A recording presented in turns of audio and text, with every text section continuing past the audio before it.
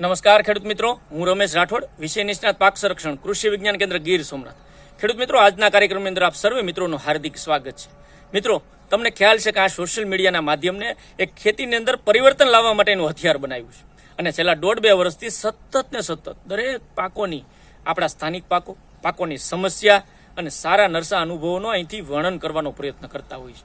અને એની અંદર એક કોમન બાબત એ હોય છે, હંમેશા ટેકનિકલ માહિતી હોય છે, હંમેશા ભલામણ પ્રમાણેની વાતો હોય છે, હંમેશા ખેડૂતોના સારા અનુભવોની વાતો હોય છે કે જે તમને હંમેશા ઉપયોગી થાય, તમારી ખેતીને ઉન્નતિ તરફ લઈ જાય, ખેતીમાં નફાકારકતા વધે અને સસ્ટેનેબલ એગ્રીકલ્ચર, ટકાઉ ખેતીની અંદર આગળ વધી શકીએ, એવા મારા પ્રયત્નો છે. આ પ્રયત્નોની અંદર તમારો ખૂબ સાથ અને સહકાર મળે છે.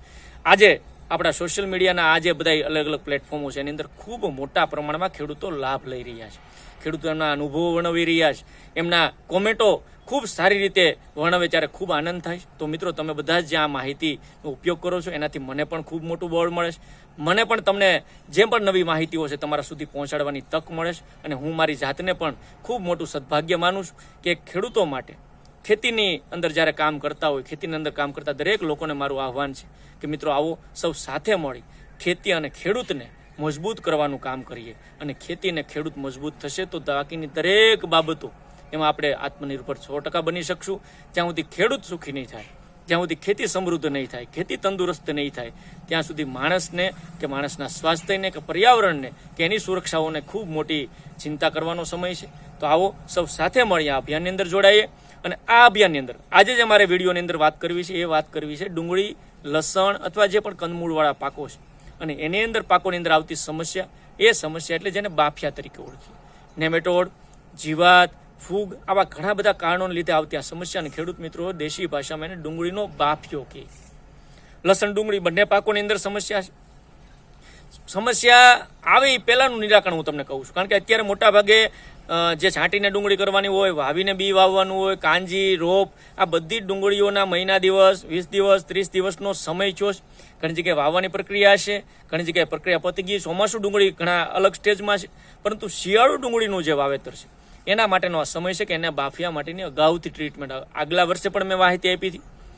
હું દર વખતે કહું છું કે હંમેશા પૂર પહેલાં પાળ બાંધી દેવી જોઈએ, અથવા પાણી પહેલાં પાળ બાંધવાનો જે આપણો સિદ્ધાંત છે એ ખાસ કરીને અપનાવવો જોઈએ. ઘણી વખત આપણી કહેવત છે કે જ્યારે તરસ લાગે ત્યારે આપણે કૂવો ખોદીએ, પછી કૂવો ખોદો અને તમને તરસ છીપાવો ને એમાં તો ઘણો સમય લાગી જતો હોય.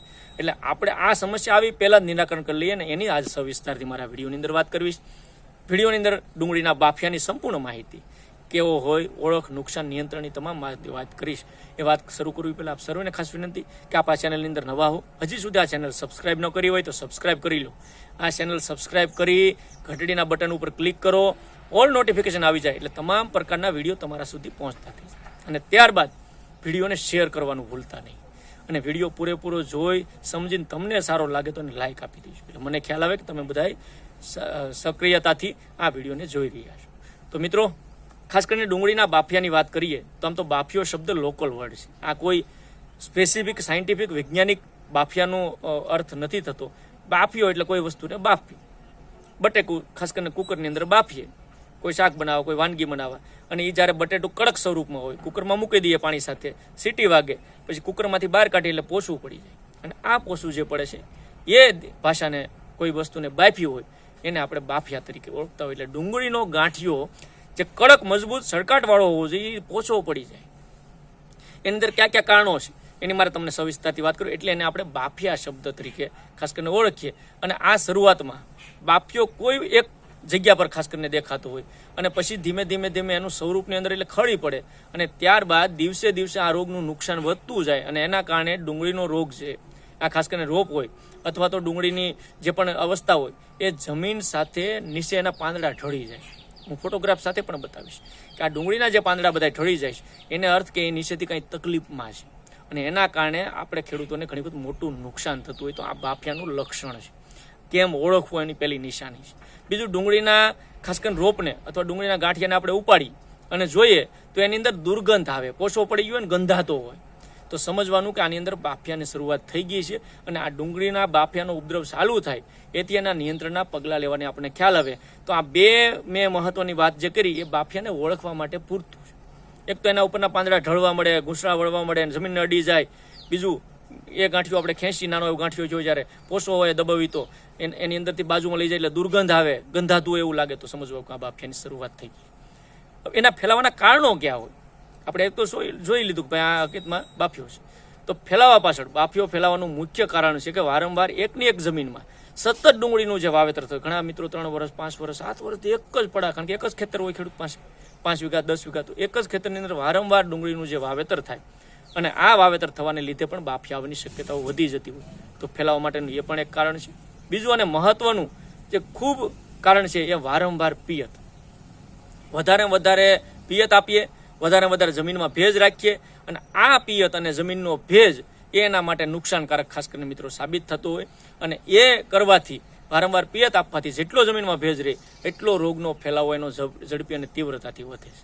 બીજું ખાસ કરીને જ્યારે સવારે ગરમી અને રાત્રિનું તાપમાન ઠંડુ હોય, એટલે ગરમી અને ઠંડક આ બે ભેગા થયા ત્યારે આ પણ રોગનો ફેલાવો એટલે કે બાફિયાનો ફેલાવો વધારે થતો હોય. જરૂરિયાત કરતાં વધારે યુરિયા. ઘણા ખેડૂત મિત્રોને ખાસ ડુંગળીની અંદર આપણે ભલામણ કરતા હોય કે યુરિયા સિવાયના બીજા ખાતરો અથવા બીજા તત્વો પણ આપવા જોઈએ, પણ સતત યુરિયા 2, 3, 4 વખત યુરિયાની છાંટ માર્યા કરે અને આ જ્યારે યુરિયા વધી જતું હોય ત્યારે પણ આ રોગ ફેલાવાની શક્યતાઓ વધતી હોય. તો આ રોગ ફેલાવા, બાફિયો ફેલાવા પાછળના એટલા કારણો છે. હવે મિત્રો અગત્યની જે આપણા માટે મહત્વની બાબત છે એ બાબત છે નિયંત્રણના પગલાઓ. એને અટકાવવો કેમ, એનું નિયંત્રણ કેમ કરવું. તો ખાસ જ્યારે ડુંગળીનું આપણે ધરુવાળિયું તૈયાર કરીએ છીએ, ઘણી વખત જે લોકો મિત્રો બી છાંટીને રોપ તૈયાર કરે, તો એ ધરુવાળિયું કરીએ ત્યારે તેની અંદર લીંબોળીનો ખોળ, એરંડીનો ખોળ, ટ્રાઇકોડર્મા, સુડોમોનાસ, આ જે કોમ્બિનેશન મેં કીધા એ આપણે રોપની અંદર જ શરૂઆતના સ્ટેજમાં જ આપી અને એવું મજબૂત એને બંધાવીએ કે રોગ મુક્ત થઈ જાય. અને એ ખાસ કરીને મિક્સ એ જમીનમાં કરી દેવું જોઈએ. અને એમાં રોપ હશે ને એ રોપ તમે ટ્રાન્સપ્લાન્ટ કરશો તો આની શક્યતાઓ ઘટી જાય. બીજું, જે ખેતરમાં ધરુવાળિયું તૈયાર કર્યું હોય એ ખેતરમાં પાણી ન ભરાય અને ખાસ કરીને પાણીના નિકાલ થઈ જાય. ઘણી વખત ક્યારામાં પાણી પછાટે ભર્યું રહેતું હોય, ક્યારા ભર્યા રહેતા હોય, સમતલ જમીન હોય, ઢાળવાળી ન હોય, તો પાણીનો નિકાલ થાય એ પણ આપણે પ્રયત્નો મિત્રો ખાસ કરીને આની અંદર કરવા જોઈએ. ડુંગળીના બિયારણની જે જાતો છે, સારી જાતનું બિયારણ જે રોગમુક્ત હોય, ગયા વર્ષે જે બાફિયાનું બિયારણ આવ્યું હોય અથવા બાફિયા હોય એ કાંજીમાં આપણે ઘણી વખત રાખતા હોય અથવા એ રોપની અંદર ઉપયોગ કરતા હોય અથવા એ જ પડામાં વાવેતર કરતા હોય, તો એ પણ એક મોટી ઘાતક બાફિયા માટે છે કે બાફિયો વધવાના અથવા બાફિયો ફેલાવાના કે એના નિયંત્રણ નથી થતું, એની પાછળ આ પણ કારણ જવાબદાર છે. ખાસ મારી ભલામણ છે કે હવે એના જૈવિક નિયંત્રણના પગલાઓમાં કઈ વસ્તુ કરી શકીએ. જ્યારે આપણી ડુંગળી અથવા ડુંગળીનો રોગ 20-25 દિવસનો થાય અને રોગ દેખાય કે ન દેખાય તો પણ એની અંદર ખાસ કરીને પેસિલોમાઇસિસનો મિત્રો એને ઉપયોગ કરવો જોઈએ.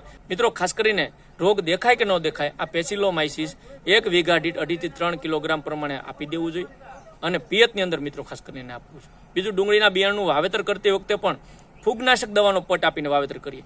એની અંદર ખાસ કરીને કાર્બોક્સિન પ્લસ થાઇરમ જેવી ફૂગનાશક દવાનું જ બિયારણ બીજ વાવો તો પણ એને ટ્રીટમેન્ટ આપીને કરીએ. રોપ ખેંચીએ તો રોપને પણ આવા ફૂગનાશકના દ્રાવણમાં બોળીને વાવીએ તો પણ ઘણો બધો ફાયદો મિત્રો થઈ જતો હોય. શરૂઆતની અવસ્થામાં જોવા મળે ત્યારે ખાસ કરીને શોષક પ્રકારની દવાઓ, એની અંદર ઇમિડાક્લોપિડ, થાયોમિથોક્ઝામ, એસિટામાપિડ, નીમ ઓઇલ, આવી જીવાતોને અટકાવતી દવાઓનો પણ ખાસ કરીને મિત્રો ઉપયોગ, જંતુનાશકોનો પણ એની અંદર કરવો પડે. એની અંદર એક સૌથી સારી ટેકનિક છેલ્લા 2-3 વર્ષથી હું વાત કરું, ઘણા ખેડૂતોને ખૂબ સારા પરિણામો મળ્યા, એ છે EPN ટેકનોલોજી, એન્ટોમોપેથોજેનિક નેમેટોડ. EPN તરીકે બજારમાં સારી સ્ટાન્ડર્ડતાવાળા કંપનીનું ખરીદીને મિત્રો વાપરવું જોઈએ. 1 એકરમાં એટલે કે 16 ગુઠાના 2.5 વીઘાની અંદર 1 કિલો પ્રમાણે EPN ડ્રેન્ચિંગના સ્વરૂપમાં, ડ્રીપ હોય તો ડ્રીપની અંદર આપી શકો અથવા તો ડ્રીપ ન હોય તો પંપની અંદર ડ્રેન્ચિંગના સ્વરૂપમાં આપવાનું છે. એટલે એક પંપની અંદર 50 ગ્રામ અને આ ટોટલ જે દ્રાવણ છે 1 કિલો દ્રાવણ છે એને 1 એકરમાં 2.5 વીઘામાં, કોઈને 1 વીઘાનો હોય તો 500 ગ્રામ લેખે વાપરી શકે, પણ એને ડ્રેન્ચિંગ કરી દેવાનું છે. બીજું, એને કોઈ પણ સંપર્કમાં ફૂગનાશક, જંતુનાશક ન આવે એનું ધ્યાન રાખીએ. જમીનમાં પૂરો ભેજ હોય ત્યારે પિયત આપી અને પછી ડ્રેન્ચિંગ કરી દઈએ. પછી તમે અઠવાડિયા આગળ પાછળ જે પણ ખાતરો અથવા તમારી ટ્રીટમેન્ટ જે અલગ છે પછી કરી શકો. તો બાફિયાનું શરૂઆતથી જે ડુંગળી 1-1.5 મહિનાની થઈ એની અંદર આ ટ્રીટમેન્ટ આંખો બંધ કરીને કરી જ દેજો. જો તમારે બાફિયાના 2-3 વર્ષના અનુભવ હોય તો ખૂબ સારા પરિણામો મળશે.